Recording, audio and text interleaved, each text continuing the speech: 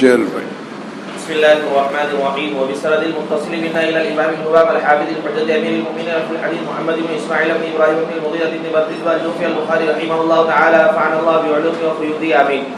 حدثنا يحيى قال حدثنا ابن عيينة عن منصور بن صفية عن أمي عن عائشة رضي الله تعالى عنها أن امرأة سألت النبي صلى الله عليه وسلم حدثني عبد الرحمن قال حدثنا الفضيل بن سليمان عن نميري والبصري قال حدثنا منصور بن عبد الرحمن بن شيبة قال حدثتني أمي عن عائشة رضي الله تعالى عنها أن امرأة سألت رسول الله صلى الله عليه وسلم عن الحيض كيف يغتسل به قال تأخذين فرصة ممسكة فتوضئين بها قالت كيف أتوضأ بها يا رسول الله فقال النبي صلى الله عليه وسلم توضئين قالت كيف أتوضأ بها قال النبي صلى الله عليه وسلم توضئين بها قالت عائشة رضي الله تعالى عنها فعرفت الذي يريد رسول الله صلى الله عليه وسلم فجذبتها إلي فعلمتها.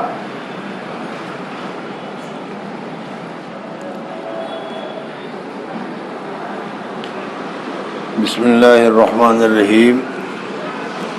الحمدللہ رب العالمین والصلاة والسلام علی سید الانبیاء والمرسلین محمد وآلہ وصحبہ اجمعین. اما بعد، یہ حدیث بھی پہلے گزر چکے کتاب الحیض کے سلسلے میں کہ حضور اقدس صلی اللہ علیہ وسلم بہت ہی زیادہ شرم والے تھے، بلکہ وہ لڑکی جو کیا ہے جو ابھی بالغ ہوئی ہو وہ جس طریقے سے شرم والی ہے، حضور اقدس صلی اللہ علیہ وسلم اس سے بھی زیادہ شرم والے تھے.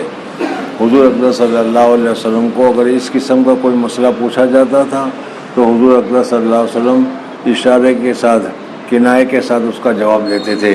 چنانچہ ایک عورت آئی اور آ کر اس نے پوچھا حیض کے بعد پاک ہونے کا طریقہ کیا ہے، تو حضور اقدس صلی اللہ علیہ وسلم نے اس کو اشارہ کنایے کے ساتھ بتایا.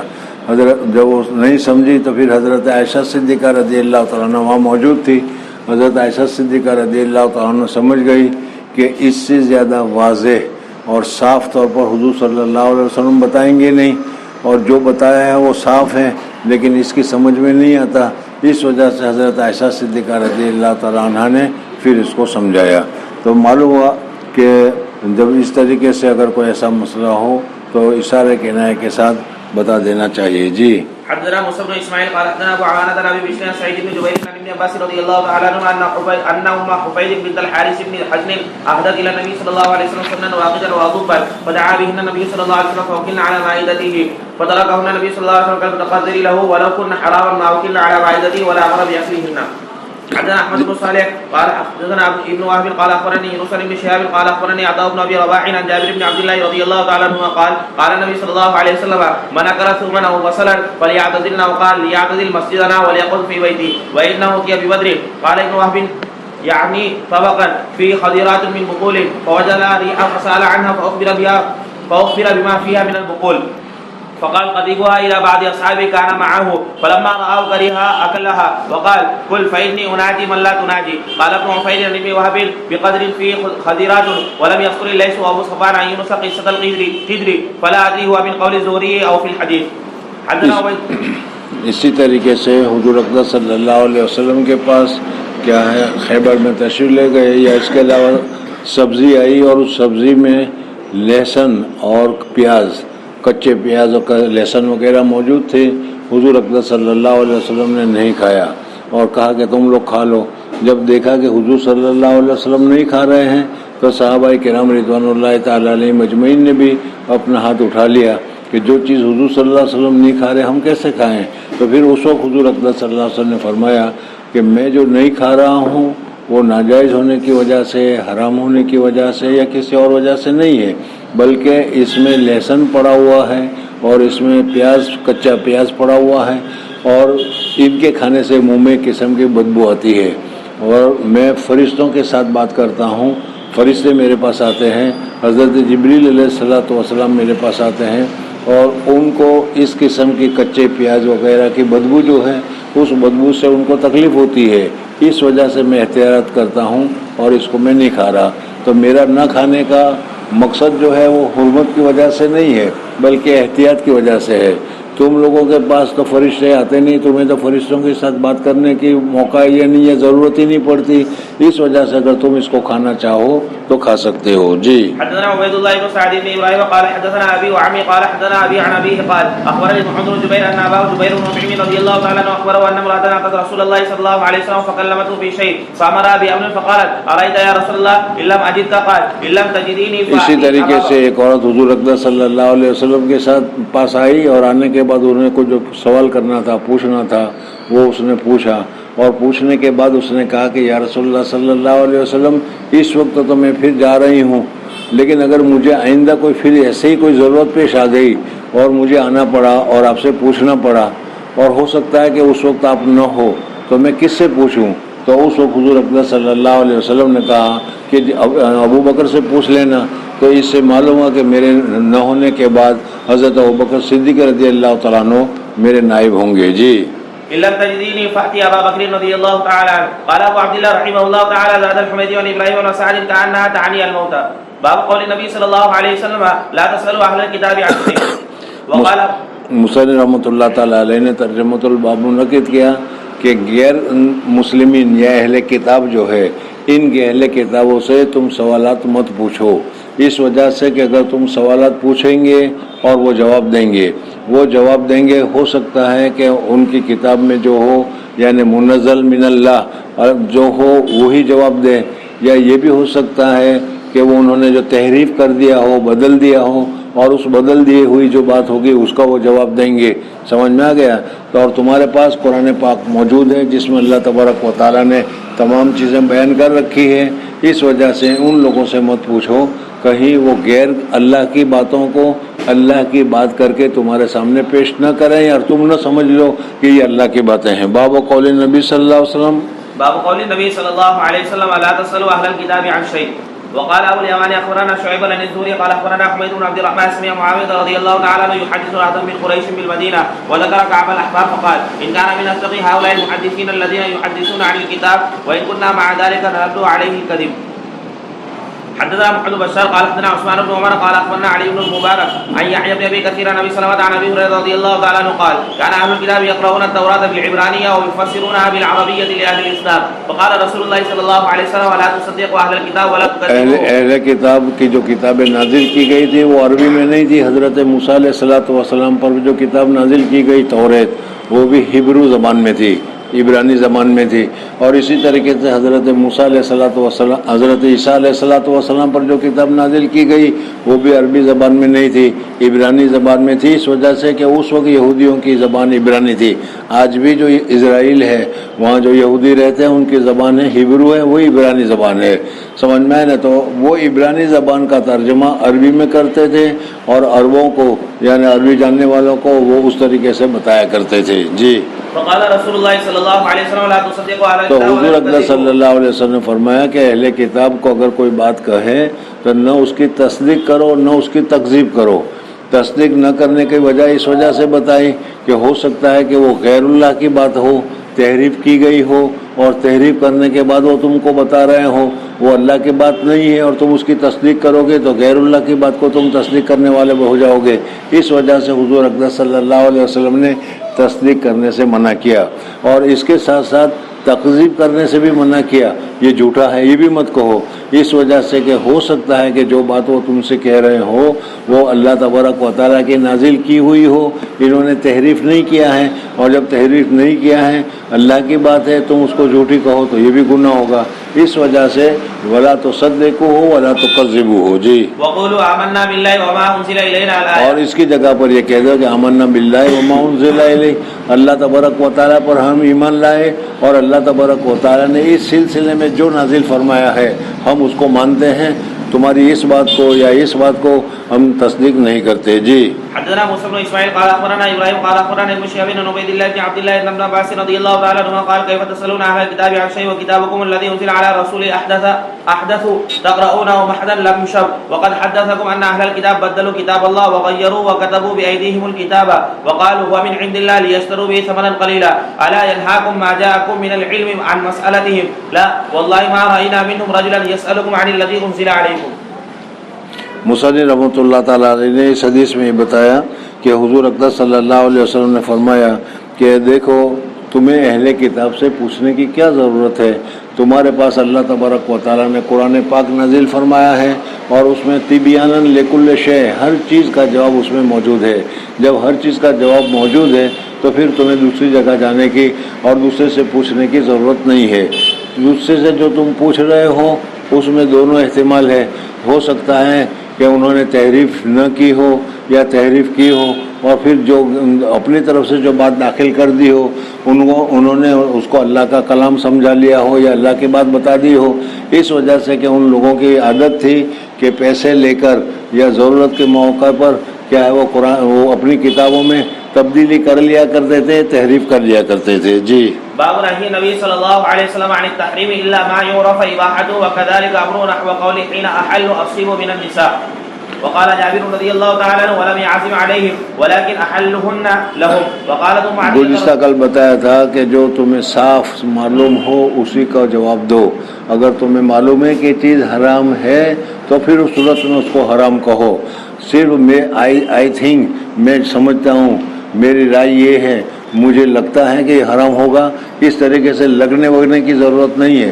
صاف تم پر معلوم ہو تو کہہ دو یہ حرام ہے، اور اگر صاف معلوم نہ ہو تو کہہ دو کہ بھائی ہمیں صحیح طور پر اس کا علم نہیں ہے، پوچھ کے بتائیں گے۔ گزشتہ کل اس پر بتایا تھا نہن نبی صلی اللہ علیہ وسلم باب نهي النبي صلى الله عليه وسلم عن التحريم الا ما يعرف اباحته وكذلك امر نحو قوله حين احلوا اصيب من النساء وقال جابر رضي الله تعالى عنه ولم يعزم عليهم ولكن احلهن لهم وقالت ام عطيه رضي الله تعالى عنها نهينا عن اتباع جنائز ولم يعزم علينا۔ حضرت ام عطیہ رضی اللہ تعالیٰ عنہ فرماتے ہیں کہ جنائز کے ساتھ جانے سے عورتوں کو منع کر دیا۔ ہمارے یہاں اسلام میں عورتوں کو جنازے کے ساتھ دفن کے لیے جانے کی اجازت نہیں ہے۔ ہاں قبرستان میں اگر وہ زیارت کے لیے نہ جانا چاہیں تو اس صورت میں اس کے لیے اختلاف ہے، لیکن جا سکتی ہے، لیکن جنازے کے ساتھ دفن کرنے کے لیے جانا جائز نہیں ہے۔ حدثنا بكير بن ابراهيم عن ابن جريج قال عطاء قال جابر رضي الله تعالى عنه وقال محمد بن بكير قال حدثنا ابن جريج اخبرني عطاء قال سمعت جابر بن عبد الله رضي الله تعالى عنه في اناس معه قال اهلنا اصحاب رسول الله صلى الله عليه وسلم في الحج خالصا ليس معه عمره قال عطاء قال جابر رضي الله تعالى عنه فقدم النبي صلى الله عليه وسلم صبح رابعه المضت من ذي الحجه فلما قدمنا امرنا النبي صلى الله عليه وسلم ان نحل۔ حضور اقدس صلی اللہ علیہ وسلم کے ساتھ حجۃ الوداع کے موقع پر صحابہ کرام رضوان اللہ تعالی علیہم تقریباً 1,24,000 کے قریب صحابہ تھے۔ ان کے لیے بتا رہے ہیں کہ اس وقت صحابہ کرام رضوان اللہ تعالیٰ علیہم اجمعین حج کے ارادے سے ہی آئے تھے اور انہوں نے حج ہی کیا تھا۔ حضور اقدس صلی اللہ علیہ وسلم کا بھی وہ حجۃ الوداع ہی تھا، لیکن حضور اقدس صلی اللہ علیہ وسلم نے جب وہ مکہ مکرمہ پہنچ گئے ذی الحجہ کی 4 تاریخ کو، تو 4 تاریخ کو پہنچنے کے بعد حضور اقدس صلی اللہ علیہ وسلم نے صحابہ کرام رضوان اللہ تعالیٰ علیہ مجمعین سے کہا کہ جن کے پاس ہدی کے لیے جانور نہیں ہے وہ عمرہ کرے اور عمرہ کر کے حلال ہو جائے۔ یہ مسئلہ پہلے تمہارے سامنے گزر چکا تھا، اور اس میں بتایا تھا کہ اس زمانے میں حج کے دنوں میں عمرہ کو افضل الفجور سمجھا کرتے تھے، بہت بڑا گناہ سمجھتے تھے، یہ تو حج کے دن ہے، اس میں تو صرف حج کرنا چاہیے۔ حضور اقدس صلی اللہ علیہ وسلم اس غلطی کی اصلاح کرنا چاہتے تھے، اس لیے صحابہ کرام رضوان اللہ تعالیٰ علیہ مجمعین سے عمرہ کرایا۔ چنانچہ صحابہ نے پوچھا بھی کیا یہ ہمارے لیے ہی ہے؟ تو حضور صلی اللہ علیہ وسلم نے فرمایا کہ تمہارے لیے نہیں بلکہ الابد، ابد سب ہمیشہ ہمیشہ کے لیے ہے۔ حج کے دنوں میں اگر کوئی آدمی عمرہ کرنا چاہے تو عمرہ کر سکتا ہے۔ یہ دوسری بات رہی کہ حج کرنا افضل ہے، بہتر ہے، لیکن اگر اس کے پاس کوئی موقع نہیں اور عمرہ کرنا چاہے تو عمرہ کر سکتا ہے وہ۔ جی قال جابر رضي الله تعالى عنه فقدم النبي صلى الله عليه وسلم سبحان رابعه المضت من ذي الحجه فلما قدمنا امرنا النبي صلى الله عليه وسلم نحل وقال احلوا واصيموا من النساء قال عطاء قال جابر رضي الله تعالى عنه ولم يعزم عليهم ولكن احلهن لهم فبلغوا اننا نقول لما لم يكن بيننا وبين عرفه الا 5 امرنا ان نحل الى النساء۔ یعنی اب 4 تاریخ کو تو وہ پہنچ گئے اور حضور اقدس صلی اللہ علیہ وسلم نے کہا کہ 4 تاریخ کو عمرہ کر کے حلال ہو جاؤ۔ 4 تاریخ کو گویا کہ اسی میں پوری ہو گئی۔ اب رہ گئے 5ویں ذی الحجہ، 6 ذی الحجہ، 7ویں ذی الحجہ، سمجھ میں، اور 8ویں ذی الحجہ کو تو پھر ان کو کیا ہے مینا میں جانا ہے، تو درمیان میں 3 دن باقی رہے، کیونکہ 3 دن کے لیے حرم نکالنے کی کیا ضرورت، اور جب حلال ہو گئے تو 3 دن احرام نکال دیا تو ہم حلال ہو گئے تو بیوی بھی حلال ہو گئی، تو پھر اس صورت میں آدمی جمع وغیرہ بھی کرے گا. اس وجہ سے کہا کہ امرنا نحل فبلغوا أننا نقول لما لم يكن بيننا وبين عرفة إلا 5 أمرنا أن نحل إلى نسائنا فنأتي عرفة تقطر مذاكيرنا المدية. قال ويقول جابر رضي الله تعالى عنه بيده هكذا وحركها.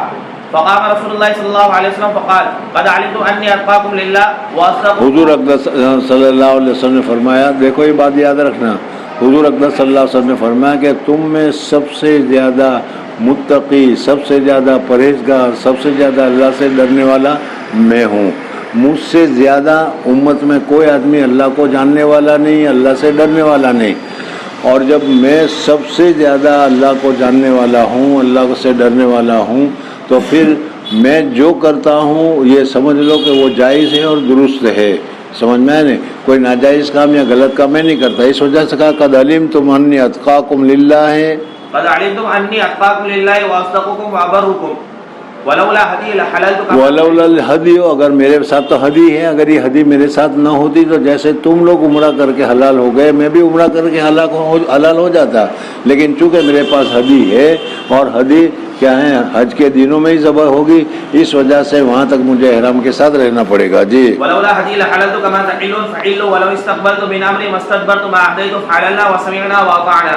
حدثنا ابو معمر قال حدثنا عبد الوارث عن الحسين عن ابن بريدة قال حدثني عبد الله المزني رضي الله تعالى عنه عن النبي صلى الله عليه وسلم قال صلوا قبل صلاة المغرب. قال في الثالثة لمن شاء كراهية ان يتخذ الناس سنة. مغرب کے ہر اذان اور اقامت کے درمیان میں سنت ہے. حضور صلی اللہ علیہ وسلم کی ایک حدیث تھی، اس وجہ سے اس زمانے میں مغرب کی اذان ہو جاتی تھی. مغرب کی اذان ہونے کے بعد مغرب کی جماعت کھڑے ہونے سے پہلے جو تھوڑی دیر ملتی تھی، اس تھوڑی دیر میں صحابہ کرام رضوان اللہ تعالیٰ علیہ مجمعین 2 رکعت نفل پڑھ لیا کرتے تھے. حضور اقدس صلی اللہ علیہ وسلم نے فرمایا کہ جس کو پڑھنا ہو پڑھے، جس کو نہ پڑھنا ہو نہ پڑھے. تو یہ کوئی ضروری نہیں ہے، اگر پڑھنا چاہے تو پڑھ سکتے ہیں. اسی وجہ سے ائمہ ثلاث کے یہاں مغرب کی اذان کے بعد مختصر سی 2 سنتیں پڑھی جاتی ہے.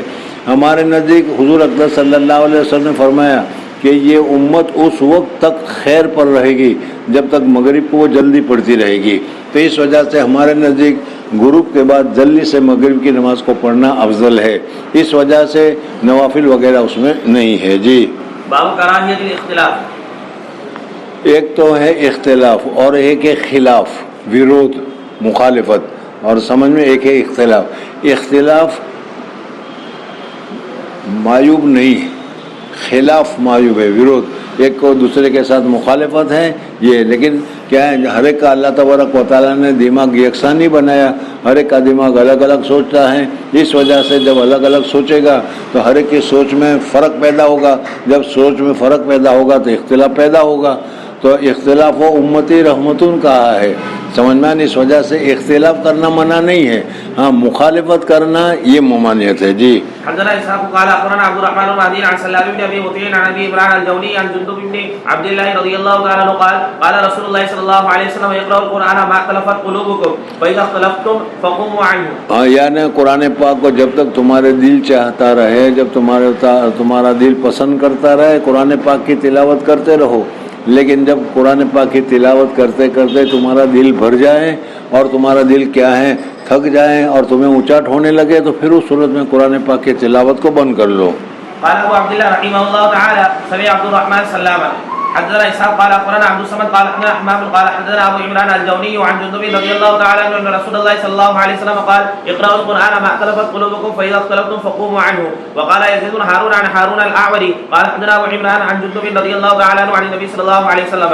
حدثنا ابراهيم بن موسى قال اخبرنا هشام عن معمر عن الزهري عن عبيد الله بن عبد الله بن عباس رضي الله تعالى عنهما قال لما قدر النبي صلى الله عليه وسلم قال وفي البيت رجال فيهم عمر بن الخطاب رضي الله تعالى عنه قال هلما اكتب لكم كتابا لن تضلوا بعده. قال عمر رضي الله عنه یہ وہی حدیث ہے جو پہلے سے پہلے تمہارے سامنے گزر گئی کہ حضور اقدس صلی اللہ علیہ وسلم مریض تھے، بیمار تھے، اور حضور اقدس صلی اللہ علیہ وسلم کو مرض الموت میں سر میں بہت سخت تکلیف تھی اور اس کی وجہ سے پریشان تھے. اس وقت حضور اقدس صلی اللہ علیہ وسلم نے فرمایا کہ کاغذ اور دوات لاؤ، میں کچھ لکھ دوں تاکہ تم بعد میں اختلاف نہ کرو.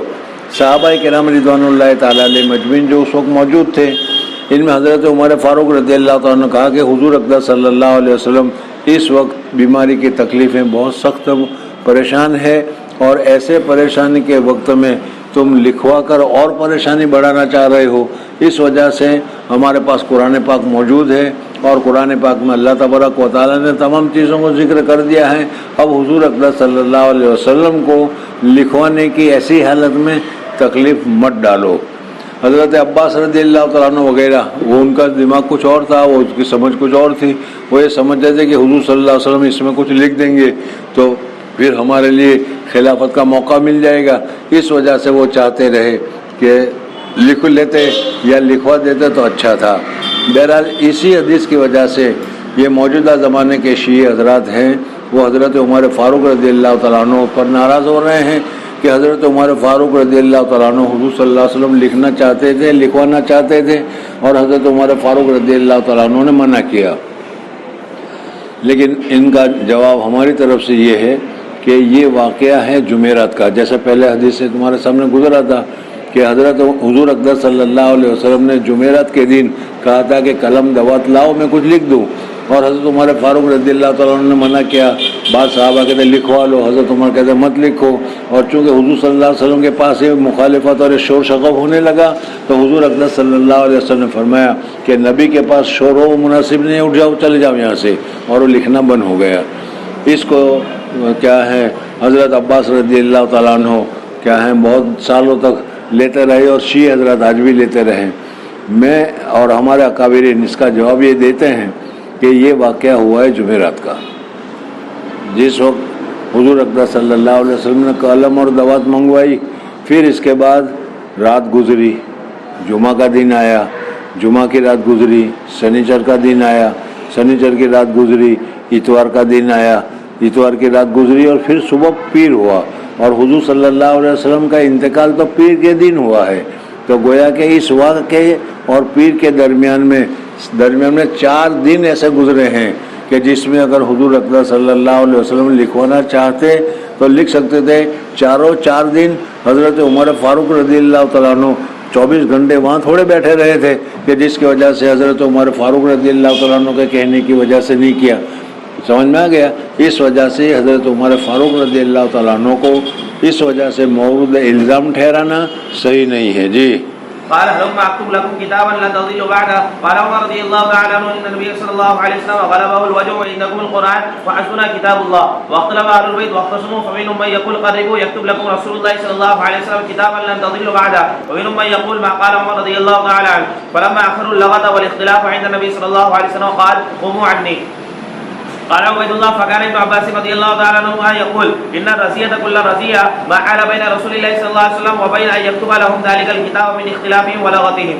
باب قول الله تعالى وامرهم شورى بينهم وشاورهم في الامر، وان المشاورة قبل العزم والتغيير لقوله فاذا عزمت فتوكل على الله. فاذا عزم رسول الله صلى الله عليه وسلم لم يكن لبشر التقدم على الله ورسوله. وشاور النبي صلى الله عليه وسلم اصحابه يوم احد في المقام والخروج فرأوا له الخروج، فلما لبس لامته وعزم قالوا أقم، فلم يمل إليهم بعد العزم وقال لا ينبغي لنبي يلبس لامته فيضعها حتى يحكم الله. وشاور عليا وأسامة رضي الله تعالى عنهما فيما رمى به أهل الإفك عائشة رضي الله تعالى عنها، فسمع منهما حتى نزل القرآن فجلد الرامين ولم يلتفت إلى تنازعهم ولكن حكم بما أمره الله.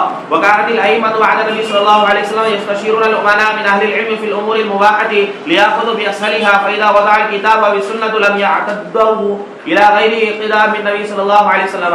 ورأى أبو بكر رضي الله تعالى عنه قتال من منع الزكاة، فقال عمر رضي الله تعالى عنه كيف تقاتل الناس وقد قال رسول الله صلى الله عليه وسلم أمرت أن أقاتل الناس حتى يقولوا لا إله إلا الله، فإذا قالوا لا إله إلا الله عصموا مني دماءهم وأموالهم إلا بحقها وحسابهم على الله.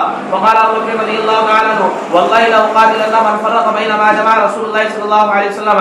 ثم تابع عمر رضي الله تعالى عنه فلم يلتفت أبو بكر رضي الله تعالى عنه إلى مشورة إذ كان عنده حكم رسول الله صلى الله عليه وسلم في الذين فرقوا بين الصلاة والزكاة وأرادوا تبديل الدين وأحكامه. وقال النبي صلى الله عليه وسلم من بدل دينه فاقتلوه. وكان القرآن أصحاب مشورة عمر رضي الله تعالى عنه كهولا كانوا شبابا وكان وقافا عند كتاب الله.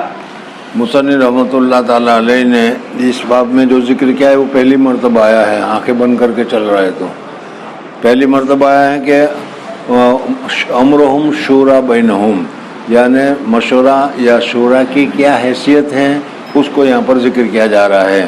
حضور اقدس صلی اللہ علیہ وسلم کے اوپر وہی نازل ہوتی تھی، وہی نازل ہونے کے بعد حضور اقدس صلی اللہ علیہ وسلم کو شورا کی ضرورت ہے یا شورا کی ضرورت نہیں ہے، اس وجہ سے کہ سارے احکامات اللہ تبارک و تعالیٰ کی طرف سے بتائے جا رہے ہیں، پھر اس میں شورا کی ضرورت تو نہیں ہے۔ اور بعض حضرات فرماتے ہیں کہ نہیں، حضور اقدس صلی اللہ علیہ وسلم بھی صحابہ کرام رضوان اللہ تعالیٰ علیہم اجمعین سے تطیب خاطر کے لیے حضور اقدس صلی اللہ علیہ وسلم ان سے مشورہ کرتے تھے، اس وجہ سے حضور اقدس صلی اللہ علیہ وسلم کو بھی حکم تھا کہ مشورہ کرنا چاہیے، سمجھ میں؟ اس وجہ سے ہمیں بھی ہر حال میں ہر کام میں مشورہ کر کے کرنا چاہیے۔ شورا کے ذریعے سے جو کام کیا جائے گا اس میں خیر ہوگی، برکت ہوگی۔ اور حضور اقدس صلی اللہ علیہ وسلم نے وحی کے نازل ہونے کے باوجود کن کن چیزوں میں مشورہ کیا ہے، ان ساری تفصیل تمہارے سامنے یہاں پر ذکر کی جا رہی ہے۔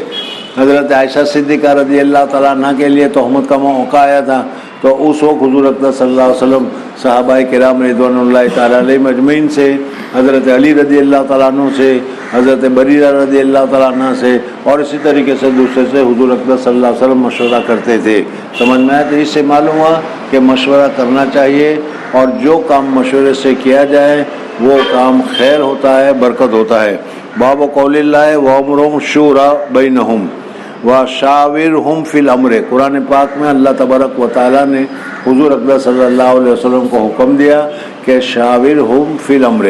ابھی میں نے جیسا کہ کہا کہ بعض ایک جماعتیں کہہ رہی ہے کہ حضور اقدس صلی اللہ علیہ وسلم پر تو وہی نازل ہوتی تھی اور وہی کے بعد پھر مشورہ کی کوئی بات باقی نہیں رہتی، تو پھر یہاں پر اللہ تبارک و تعالیٰ نے شاورہم جو کہا تو کہا کہ دنیاوی معاملات میں، لڑائی وغیرہ کے معاملات میں یا دوسرے معاملات میں حضور اقدس صلی اللہ علیہ وسلم کو حکم دیا گیا کہ صحابہ کرام رضوان اللہ تعالیٰ علیہ مجمعین سے مشورہ کریں، تاکہ صحابہ کا بھی ہمت بڑھے اور ان کو بھی ایک مقام اور ان کو بھی ایک پتہ چلے کہ ہمارے بھی قول کی کوئی عزت ہے۔ حضور صلی اللہ علیہ وسلم ہم سے پوچھتے ہیں وَشَاوِرْهُمْ فِي الْأَمْرِ، وَأَنَّ الْمُشَاوَرَةَ قَبْلَ الْعَزْمِ وَالتَّبْيِينِ، اور ایک تو یہ ہے کہ تم نے پہلے سے طے کر رکھا ہے اور مشورہ کر رہے ہو، اور دوسرا ہے کہ پہلے سے طے نہیں ہے اور پھر مشورہ کر رہے ہو، دونوں میں فرق ہے۔ سمجھ میں آیا نہیں؟ تو اس وجہ سے کہتا ہے کہ طے، جب ایک چیز طے ہو گئی ہے تو پھر فَإِذَا عَزَمْتَ فَتَوَكَّلْ عَلَى اللَّهِ، پھر تو اللہ تبارک و تعالیٰ کے اوپر بھروسہ کرو اور بھروسہ کر کے کام کرنا شروع کر دو۔ لیکن اگر کوئی بات طے نہیں ہوئی ہے تو جو بات طے نہیں ہوئی ہو اس سلسلے میں مشورہ کیا جائے گا۔ لِأَنَّ الْمَشْوَرَةَ قَبْلَ الْعَزْمِ وَالتَّبْيِينِ، تبیین سے ظاہر ہونے سے پہلے، لِقَوْلِهِ فَإِذَا عَزَمْتَ فَتَوَكَّلْ عَلَى اس لیے اللَّهِ، کہ قرآن پاک میں اللہ تبارک و تعالیٰ نے فرمایا کہ فَإِذَا عَزَمْتَ فَتَوَكَّلْ عَلَى اللَّهِ، جب تم نے کام کے کرنے کا ارادہ کر ہی لیا ہے،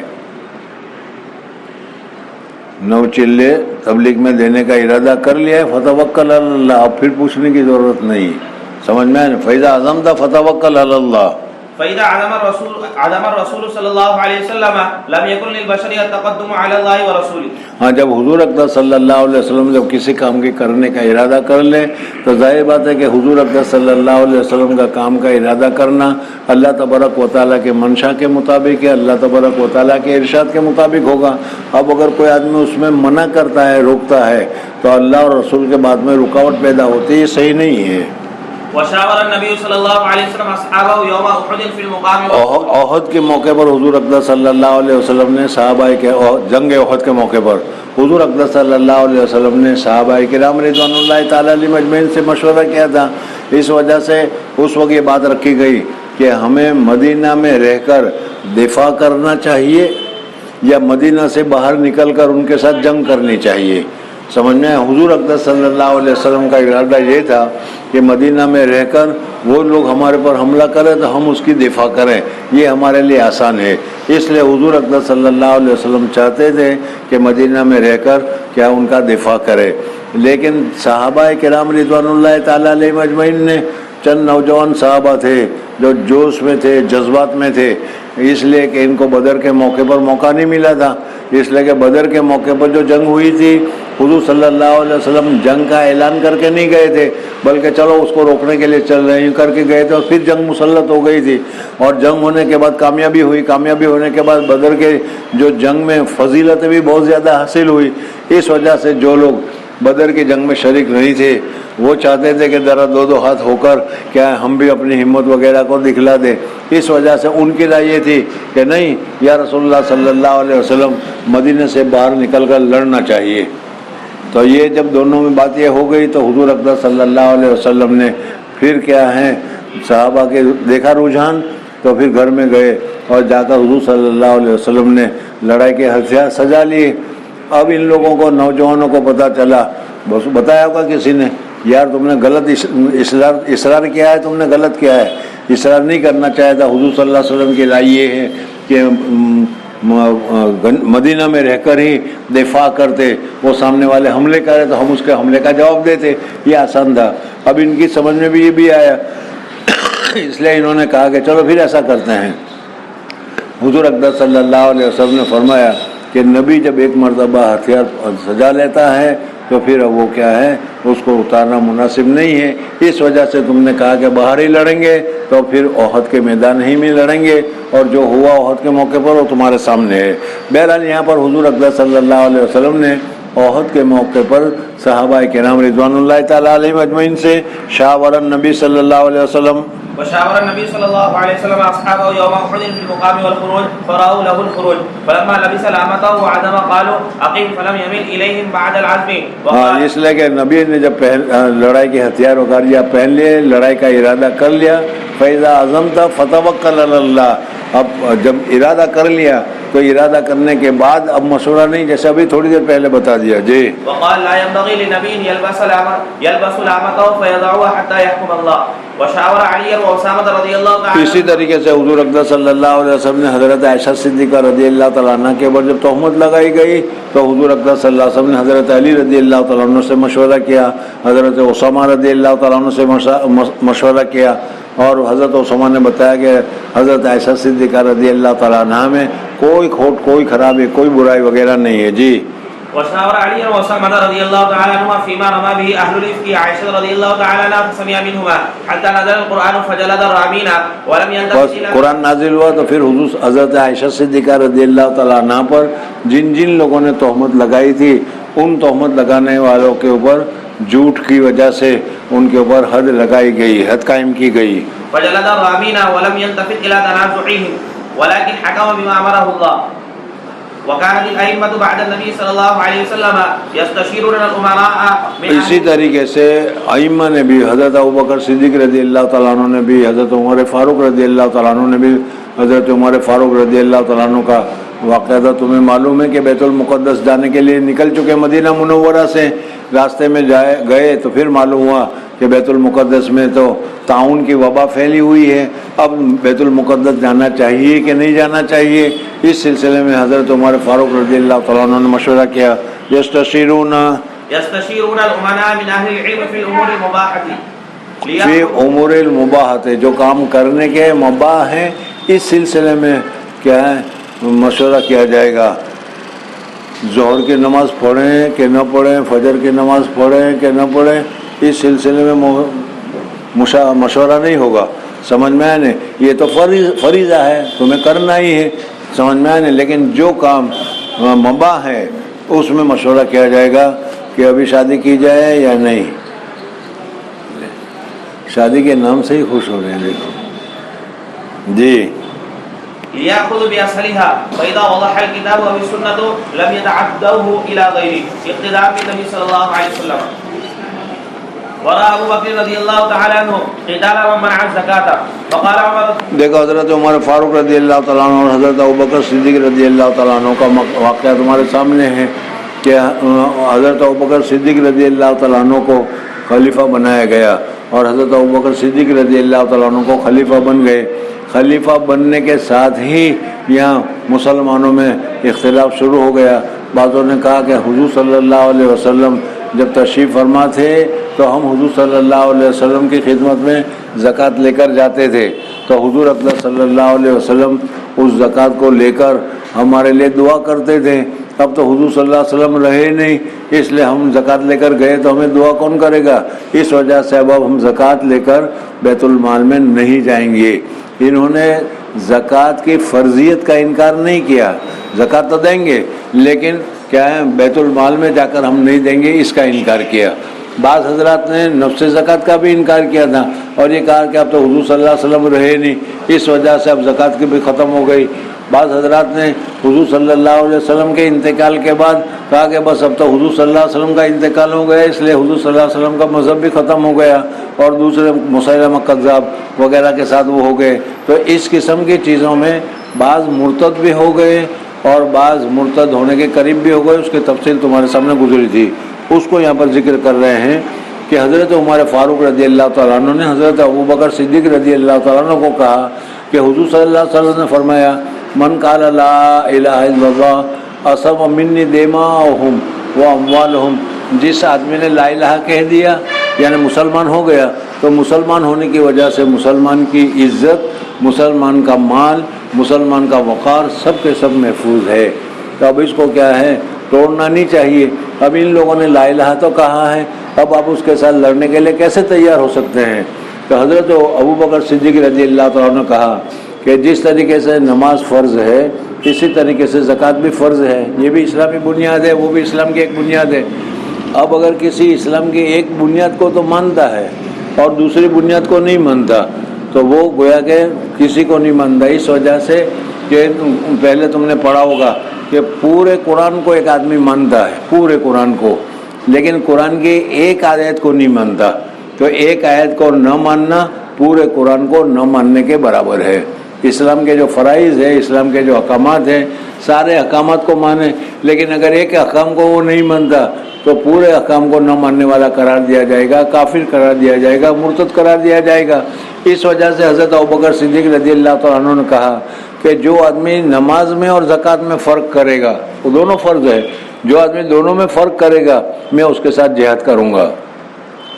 اور حضرت ابوبکر صدیق رضی اللہ تعالیٰ عنہ نے ان کے ساتھ جہاد کیا۔ بہرحال حضرت عمر فاروق رضی اللہ تعالیٰ عنہ فرماتے ہیں کہ پہلے میری سمجھ میں یہ مسئلہ نہیں آتا تھا، لیکن پھر جب حضرت ابوبکر صدیق رضی اللہ تعالیٰ عنہ ڈٹے رہے، جمے رہے، اور حضرت ابوبکر صدیق رضی اللہ تعالیٰ عنہ نے جو معاملہ کیا، اس معاملے کے بعد میرے دل میں بھی یہ بات آ گئی کہ حضرت ابوبکر صدیق رضی اللہ تعالیٰ عنہ نے جو فیصلہ لیا ہے وہ فیصلہ بالکل صحیح ہے۔ اس وجہ سے انہوں نے کہا ورأى أبو بكر رضي الله تعالى عنه قتال ومنع الزكاة، فقال عمر رضي الله تعالى عنه كيف تقاتل الناس وقد قال رسول الله صلى الله عليه وسلم أمرت أن أقاتل الناس حتى يقولوا لا إله إلا الله، یعنی لوگوں کے ساتھ جہاد کرنے کا ہمیں حکم دیا گیا ہے یہاں تک کہ وہ لا الہ کہہ دے۔ جب لا الہ کہہ دیا، ایمان لے آئے، تو پھر جہاد کی ضرورت نہیں ہے، مسلمان ہو گئے۔ اصل چیز تو اللہ تبارک و تعالیٰ کے وحدانیت کو پہنچانا تھا۔ ہم لوگ جو جہاد کرتے ہیں اس جہاد میں ہمیں ملک یا زمین یا حکومت یا اقتدار یہ ہمارا مقصد نہیں ہے، سمجھنا گیا؟ ہمارا مقصد تو یہ ہے کہ اللہ جل جلالہ و امن والوں نے جس طریقے سے ہمیں توحید کی نعمت سے نوازا ہے، اللہ وحدہ لا شریک لہ، اللہ اکبر، اشہد ان لا الہ الا اللہ، یہ جو نعمت اللہ تبارک و تعالیٰ نے ہمیں دی ہے یہ نعمت تمہارے پاس بھی ہونی چاہیے۔ تم جو کفرہ کی طرح کیا ہے کبھی اس کو خدا مانتے ہو کبھی اس کو خدا مانتے ہو، یہ غلط ہے۔ اس دعوت کو لے کر ہم آئے ہوئے ہیں، اگر تم اس بات کو مان لیتے ہو تو پھر تم ہمارے بھائی ہیں، اور نہ ہمیں تمہاری حکومت چاہیے، نہ تمہارا مال چاہیے، نہ تمہاری دولت چاہیے، نہ تمہاری جان چاہیے، سمجھ میں نہیں؟ اس وجہ سے کہا کہ حتیٰ یقول لا الہ الا اللہ، فإذا قالوا لا إله إلا الله عصموا مني دماءهم وأموالهم إلا بحقها وحسابهم على الله۔ حضرت ابوبکر صدیق رضی اللہ تعالیٰ عنہ اس کے جواب میں حضرت عمر کو فرما رہے ہیں کہ فقال ابو بکر رضی اللہ تعالی عنہ والله لأقاتلن من فرق بين ما جمع رسول الله صلی اللہ علیہ وسلم ثم تابعوا بعد۔ پھر یعنی جو حضور صلی اللہ علیہ وسلم نے دو چیزیں بتائی، اسلام کی بنیاد 5 چیزوں پر ہے، اس میں نماز بھی ہے، زکوٰۃ بھی ہے، دونوں برابر ایک کیٹیگری کا ہے۔ اب اس کو اگر ایک کیٹیگری کو میں کوئی ایک کیٹیگری کو چھوڑتا ہے، اس کو ایک تو ہے نہ عمل کرنا، نہ عمل کرنا یہ دوسری بات ہے، لیکن نہ ماننا یہ دوسری بات ہے۔ نہ ماننے کی وجہ سے آدمی کافر ہو جائے گا، نہ کرنے کی وجہ سے بہت وہ فاسق ہوگا۔ جی ثم تابعه بعد عمر رضي الله تعالى عنه فلم ينتفض ابو بكر رضي الله تعالى عنه الى مشورة اذ كان عنده حكم رسول الله الى مشورت، مشورت کیا ہوتا ہے؟ ولم ينتفض ابو بكر رضي الله تعالى عنه حضرت عمر کے مشورے کی طرف متوجہ نہیں ہوئے. اذ كان عنده حكم رسول الله صلى الله عليه وسلم في الذين فرقوا بين الصلاة والزكاة وارادوا تبديل الدين واحكامه وقال النبي صلی اللہ علیہ وسلم من بدل دینہ فقتلوه. اگر کسی آدمی نے اسلام لانے کے بعد اگر وہ مرتد ہو گیا ہے تو پھر اس صورت میں اس کو قتل کرنا واجب ہے. یا تو اس کو کہا جائے گا کہ اسلام پھر سے اسلام قبول کر لو، توبہ کر لو، پھر سے اسلام قبول کر لو، اور اگر پھر سے اسلام قبول نہیں کرتے تو تم کو قتل کر دیا جائے گا. سمجھ میں اس کے اوپر بھی کیا موجودہ زمانے میں بہت سارے لوگ اشکال کرتے ہیں. ہماری طرف سے جواب یہ ہے کہ دیکھو، حکومت کی لائنز کے بہت سارے کام ہے، ان میں اگر کوئی آدمی وزیر کی بات کو نہیں مانتا، غلط کرتا ہے، سزا دی جائے گی، سزا دی جائے گی، قید کر دیا جائے گا وغیرہ جو کچھ بھی ہوتا ہے. لیکن اگر کوئی گورنمنٹ کے خلاف، حکومت کے خلاف، ملک کے خلاف کوئی بغاوت کرتا ہے، باغی ہے، تو اس باغی کے لیے تمہارے یہاں کیا حکم ہے؟ تمہارے یہاں بھی یہی حکم ہے، باغی کو قتل کر دو. سمجھنا نہیں. اب یہ آدمی اسلام نہ لاتا لیکن وہ اسلام لے آیا، اسلام کی خوبی اس نے دیکھ لی. اسلام کی خوبی دیکھنے کے بعد اب اس میں اگر وہ مخالفت کرتا ہے تو یہ بغاوت کرتا ہے. اس وجہ سے اس کو کہا جائے گا کہ پھر سے مسلمان ہو جاؤ، جان چھوٹ جائے گی. اور اگر تم پھر سے مسلمان نہیں ہوتے تو تم باغی بن گئے، اور باغی کی سزا قتل ہے. جی. وكان القراء واصحاب مشورة عمر رضي الله تعالى عنه كهولا كانوا شبابا وكان وقافا عند كتاب الله.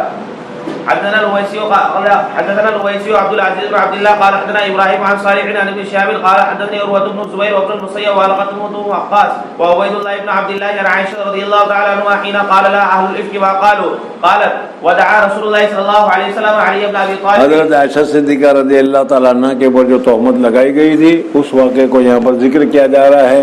حضرت عائشہ صدیقہ رضی اللہ تعالیٰ عنہ کے سلسلے میں جنہوں نے جو کچھ کہنا تھا وہ انہوں نے کہا. جی. قالت ودعا رسول اللہ صلی اللہ علیہ وسلم علی بن ابی طالب واسامہ بن حضرت علی اور حضرت اسامہ رضی اللہ تعالیٰ عنہ کو بلایا. حضرت علی رضی اللہ تعالیٰ عنہ کو بلا کر پوچھا حضور اقدس صلی اللہ علیہ وسلم کی حالت، حضور صلی اللہ علیہ وسلم کی تکلیف، حضور اقدس صلی اللہ علیہ وسلم کی پریشانی وغیرہ دیکھ کر حضرت عمر فاروق رضی اللہ تعالیٰ عنہ نے تو اس وقت دو ٹوک فیصلہ فرما دیا. یا رسول اللہ صلی اللہ علیہ وسلم، آپ کے لیے لڑکیوں کی کوئی کمی نہیں. اگر عائشہ کی وجہ سے یہ پریشانی ہے تو عائشہ کو چھوڑو اور عائشہ سے دوسری ختم کر دو. حضرت علی نے یہ جواب دیا تھا. سمجھ میں نہیں. حضرت اسامہ نے پوچھا تو کہا کہ نہیں، عائشہ جو ہے بہت ہی اچھی ہے، ان میں کوئی برائی نہیں ہے، اس قسم کی کوئی چیز نہیں ہے.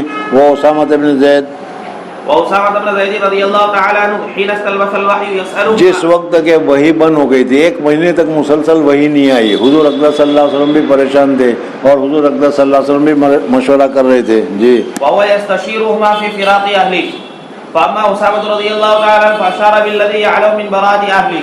حضرت اسامہ نے تو حضرت عائشہ صدیقہ رضی اللہ تعالیٰ عنہ کی برات کے لیے، پاکیزگی کے لیے دو ٹوک اعلان کر دیا کہ حضرت عائشہ ایسی ہے ہی نہیں. ایسی عورت جو ہوتی ہے وہ اس کے چال چلن اور حرکت سے فوراً پتہ چل جاتا ہے کہ یہ کس قسم کی عورت ہے. جی.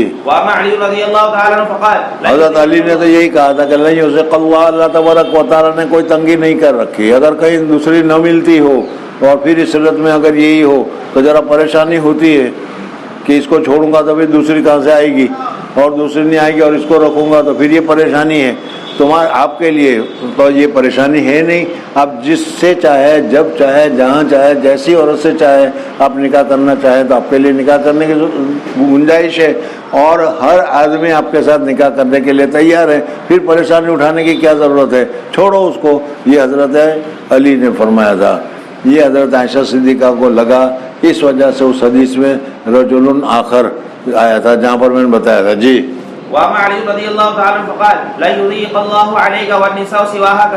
اللہ تعالیٰ نے آپ کے لیے کوئی تنگی نہیں کر رکھی ہے، اور اس سے عائشہ کے علاوہ دوسری عورتیں بہت ساری ہیں. جاریہ یعنی حضرت بریرہ رضی اللہ تعالیٰ عنہ سے پوچھو، وہ بریرہ جو بات ہوگی وہ سچ سچ بتائے گی، اس وجہ سے کہ جو قریبی سہیلی ہوتی ہے، سمجھ میں آئے نہیں؟ قریبی سہیلی ہوتی ہے، قریبی دوست ہوتا ہے، وہ اس دوست کی حالت کو اچھی طریقے سے جانتا ہے۔ حضرت بریرہ حضرت عائشہ صدیقہ رضی اللہ تعالیٰ عنہ کی قریبی سہیلی ہے، اس وجہ سے حضرت بریرہ رضی اللہ تعالیٰ عنہ جانتی ہے۔ جی فدعا رسول اللہ صلی اللہ علیہ وسلم بریرہ رضی اللہ تعالیٰ عنہ فقال هل رأيت من شيء يريبك؟ حضرت حضور اکرم صلی اللہ علیہ وسلم نے حضرت بریرہ کو بلایا اور بریرہ کو بلانے کے بعد پوچھا، یا بریرہ، حضرت عائشہ کی کوئی حرکت کہ جس سے تمہیں شک پیدا ہو کہ اس کو کسی کے ساتھ کچھ ہے؟ سمجھ میں نہیں؟ موجودہ زمانے کی اصطلاح میں ایلو ہے، سمجھ میں کچھ ہے ایسا؟ تو حضرت بریرہ رضی اللہ تعالیٰ نے کہا کہ بالکل نہیں، ہاں یہ ہے کہ نوجوان چھوکری ہے، اس وجہ سے گھر کا زیادہ اہتمام نہیں کرتی وہ، سمجھ میں آٹا گوندا ہوا رکھا ہے، کھا ہے ہوگا کر کے پھر وہ اس کو چھوڑ دیتی ہے، بکری آتی ہے اس کو کھا جاتی ہے، یہ ایسی چیزیں تو ہے۔ لیکن یہ جو آپ پوچھ رہے ہیں کہ کسی کے ساتھ تعلق ہے، کسی کے ساتھ موبائل پر بات چیت ہوتی ہے، سمجھ میں آیا نہیں، یا کوئی ایسا نمبر ہے کہ جس کا خانگی میں بات ہو رہی ہو، آج کل بہت مشکل چل رہی ہے، سمجھ میں آنا، بڑا مشکل مسئلہ ہے، سمجھ میں آیا؟ عورت یا گھر والے کیا ہے موبائل لے کر بیت الخلاء میں گھس گئی اور وہاں جا کر کس سے بات کرتے رہ گئے، کچھ پتہ نہیں چلے گا، سمجھ میں آیا نہیں؟ تو حضرت بریرہ سے پوچھا گیا تو حضرت بریرہ نے کہا کہ بالکل نہیں، ایسی کوئی ذرا سے بھی کوئی شک شبہ والی بات حضرت عائشہ صدیقہ رضی اللہ تعالیٰ عنہ میں ہم نے کبھی نہیں دیکھی۔ من شیء یریبک، هل رأيت من شيء يريبك؟ قالت ما رأيت أمرا أكثر من أن ما رأيت امرا، ہاں بہت سے مرتبہ یہ تو دیکھا کہ ذرا نوجوانی کی وجہ سے، بچپنی کی وجہ سے ذرا بے توجہی ہے، گھر کے کام کو برابر نہیں کرتی وہ، یہ تو ہے۔ ما رأيت أمرا أكثر من أنها جارية حديثة السن فتراب عن عجين أهلها، فن عجین آٹا گون کر اس سے چھوڑ کر دیتی ہے، فتأتي الداجن فتأكله، بکری آتی ہے اور اس کو کھا جاتی ہے۔ فقام على المنبر اب فقال حضور اکرم صلی اللہ علیہ وسلم نے یہ مشورہ کیا، اور پھر اس کے بعد تمہیں پوری تفصیل معلوم ہے کہ حضور اکرم صلی اللہ علیہ وسلم مسجد میں گئے اور مسجد میں سارے صحابہ کرام رضوان اللہ تعالیٰ علیہ مجمعین کو جمع کیا، اور جمع کر حضور اکرم صلی اللہ علیہ وسلم نے فرمایا کہ بھائی کون میری نصرت کرتا ہے، کون میری مدد کرتا ہے، میں بہت پریشان ہوں، میں بہت الجھن میں ہوں اپنے گھر والوں کے سلسلے میں، کون میری نصرت کرتا ہے، کون میری مدد کرتا ہے۔ یاد آ گیا پورا قصہ، اوس اور خزرج آستین چڑھا کر کھڑے ہو گئے، یاد آ گیا کہ نہیں پورا قصہ ہے وہ، اس کی طرف فقام علی المنبر، فقام على المنبر فقال يا معشر المسلمين من يعذرني من رجل میں یعذرنی من رجل، کون میری عذر کو قبول کرے گا، کون میری مدد کرے گا، ایک آدمی کے متعلق اس کم وقت نے مجھے بہت پریشان کر رکھا ہے، میرے سارے گھر کو، سارے خاندان کو تتر بتر کر رکھا ہے، میں اس آدمی سے بہت پریشان ہوں، اس آدمی کے سلسلے میں کون میری ہیلپ کرنے کے لیے تیار ہے؟ یہ حضور صلی اللہ علیہ وسلم نے فرمایا عبداللہ ابن ابی کے طرف اشارہ کرتے ہوئے کہ عبداللہ ابن ابی جو منافقین ہے وہ کم وقت اس قسم کا کام کر رہا ہے۔ میں یعذرنی من رجل بلغني آذاه في أهلي، جس کی وجہ سے میرے اہل میں یہ تکلیف، یہ پریشانی وغیرہ، یہ اذیت کی چیزیں پہنچ چکی ہے۔ فوالله ما علمت على أهلي حضور اکرم صلی اللہ علیہ وسلم نے فرمایا کہ دیکھو بھائی، جہاں تک میرا معاملہ ہے وہاں تک میری اہل و عیال کے لیے، میرے گھر والوں کے لیے میں نے تحقیقات کی، اندرونی بھی تحقیق کی، حضرت بریرہ سے، حضرت اسماء سے وغیرہ سے، لیکن سب نے یہی کہا کہ بالکل پاک اور صاف ہے۔ حضور صلی اللہ علیہ وسلم نے فرمایا کہ جس آدمی کے ساتھ تہمت لگائی جا رہی ہے وہ آدمی ایسا ہوتا، سمجھ میں نا، کچھ نہ کچھ کنیکشن ہوتا، تو جس آدمی کے ساتھ نام لگایا جا رہا ہے اس کے ساتھ اگر کنیکشن ہوتا تو وہ آدمی میری غیر موجودگی میں بھی آتا کہ نہیں؟ ارے جاتے ہو کہ نہیں؟ چلو نہیں تم نہیں جاتے ہو لیکن ایسے جاتے ہیں کہ نہیں؟ یہ تو اس کو تو مانیے. بہرحال تو حضور اقدس صلی اللہ علیہ وسلم نے فرمایا کہ یہ آدمی اتنا اچھا ہے کہ کبھی میری عدم موجودگی میں میرے گھر میں نہیں آیا. ہاں میرے گھر میں آیا ہے لیکن جب میرے ساتھ آیا ہے میرے ساتھ گیا ہے. یعنی یہ بھی نہیں ہے کہ ہو سکتا ہے کہ اس کا اندر کھانے کوئی کنیکشن ہو وغیرہ. جی ما علمت علی اہلی الا خیرا فواللہ ما علمت علی اہلی الا خیرا وذکر براءت عائشہ رضی اللہ اور حضرت عائشہ صدیقہ رضی اللہ تعالیٰ عنہ کی برات اور پاکیزگی کا حضور صلی اللہ علیہ وسلم نے مسجد نبوی میں صحابہ کرام رضوان اللہ تعالیٰ علیہ مجمعین کے سامنے اوس اور خزرج کے سارے حضرات بیٹھے ہوئے تھے. ان کے سامنے حضور صلی اللہ علیہ وسلم نے تذکرہ کیا. وقال ابو اسامہ عن هشام بن حاوى حدثني محمد بن حرب قال حدثنا يحيى بن ابي زكريا الغساني عن هشام بن عروه عن ابي عائشه رضي الله تعالى عنها ان رسول الله صلى الله عليه وسلم خطب الناس فحمد الله. حضور اقدس صلی اللہ علیہ وسلم مسجد نبوی میں کیا ہے صحابہ کو جمع کیا اور جمع کرنے کے باقاعدہ خطبہ پڑھا. خطبہ پڑھنے کے بعد حضور صلی اللہ علیہ وسلم نے بتایا کہ دیکھو اس طریقے سے میں پریشان ہوں, میری کون نصرت کرے گا. فحمد اللہ واثنى عليه وقال ما تشيرون علي في قوم يسبون اهلي ما علمت عليهم من سوء قط. ہاں یعنی جس آدمی کے متعلق کہا جا رہا ہے کہ حضرت عائشہ صدیقہ رضی اللہ تعالیٰ عنہ نے ان کے ساتھ زنا کیا ہے, جس آدمی کا نام لیا جا رہا ہے وہ آدمی بالکل اچھا ہے, صاف ہے, اس کا کیریکٹر ذرا سا بھی خراب نہیں ہے اور وہ میرے گھر میں اکیلے بھی آیا نہیں کرتا تھا. جب میں ہوتا تھا تو میرے ساتھ آتا تھا, میرے ساتھ چلا جاتا تھا. یہ اس کی کیریکٹر کے اچھے ہونے کی علامت ہے. ما تشیرون علی فی قوم یسبون اہلی ما علمت علیہم من سوء قط. اس کے اوپر میں اب تک میں نے بڑی تحقیق کی, بہت تحقیق معلوم کیا, لیکن اس پر ذرا سا بھی کوئی دبا نہیں آ رہا ہے. وعن عروة قال لما أخبرت عائشة رضي الله تعالى عنها بالأمر قالت يا رسول الله أتأذر لي أن أنطلق إلى أهلي. حضرت عائشہ صدیقہ رضی اللہ تعالیٰ عنہ کی وہ بات بتا رہے ہیں اور یہ حدیث عیف کا ہی حصہ ہے سارا کا سارا, اور حدیث کی عیف پوری تفصیل کے ساتھ میں 2-3 دن تک بتا رہا تھا. تم لوگ کو یاد ہے کہ نہیں؟ بہرحال اس وجہ سے ابھی تو کچھ نہیں کہنا چاہیے تھا, لیکن ابھی تمہارے ذہن میں پھر تازہ ہو جائے اس وجہ سے پھر بتا رہا ہوں کہ حضرت عائشہ صدیقہ رضی اللہ تعالیٰ عنہ مہینہ ہو گیا, سمجھ میں, مہینے تک حضرت عائشہ کے خلاف سارے مدینے میں بات چل رہی ہے.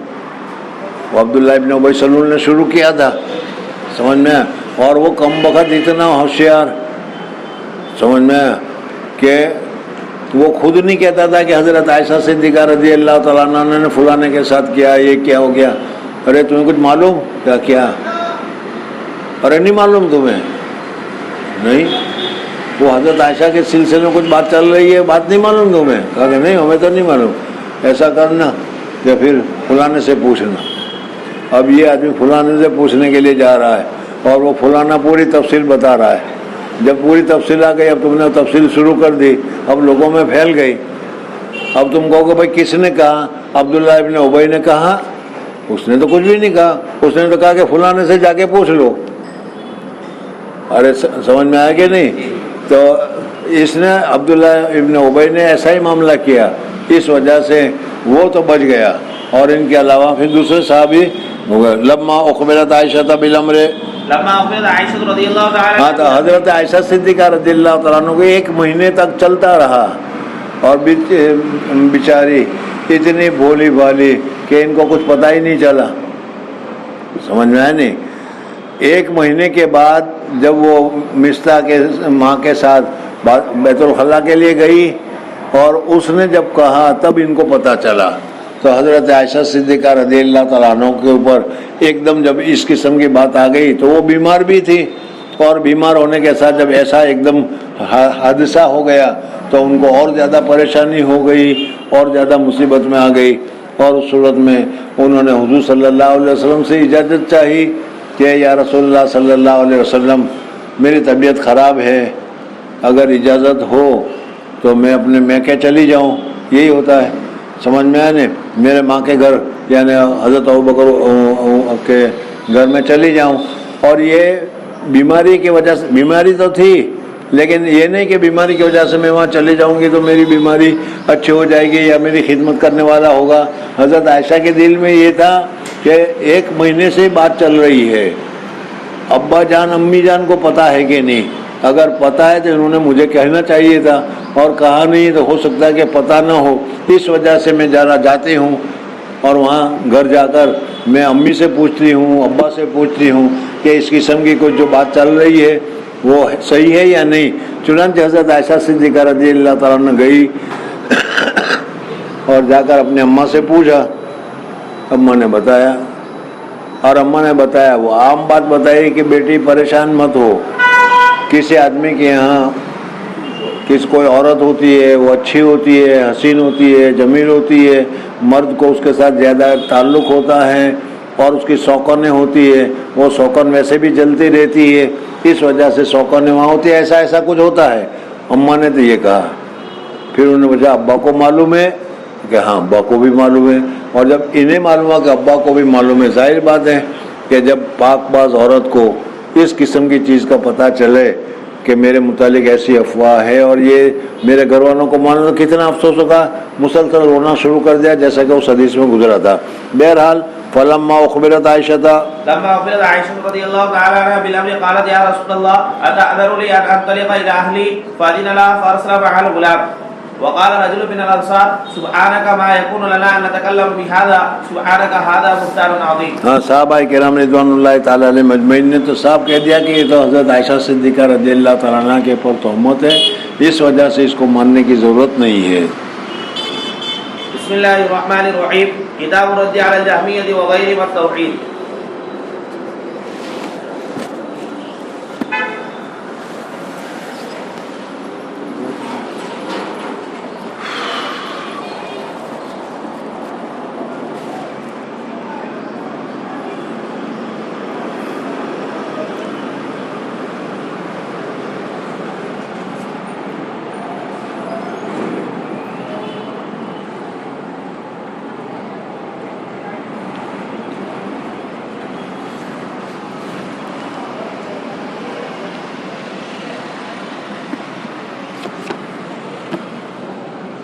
چھنو 427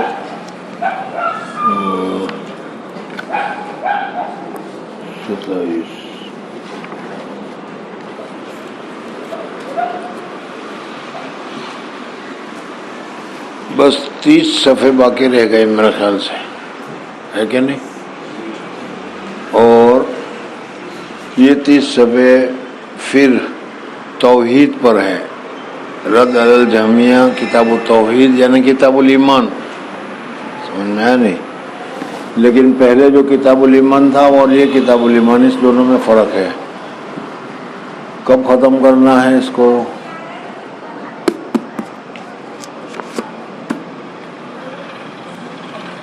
آج، ابھی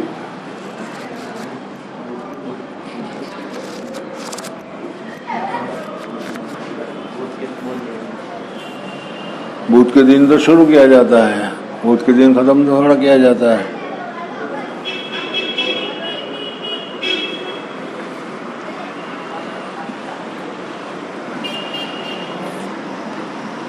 الحمدللہ ایک وقت تو ایسا تھا کہ فکر تھی کہ پورا ہوگا بھی کہ نہیں، سمجھ میں، اور آج اللہ تبارک و تعالیٰ نے بہت اپنے فضل و کرم سے بہت ہی آسان کر دیا۔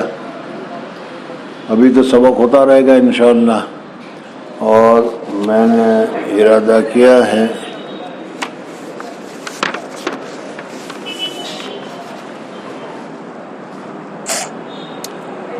تاریخ 27/1/23 جمعہ کے دن صبح 8 بجے حدیث مسلسلات کا درس ہوگا انشاءاللہ،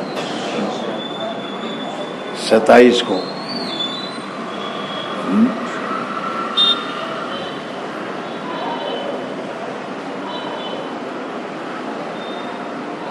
مسلسلات کیا ہے وہ تو جانتے ہی ہوں گے۔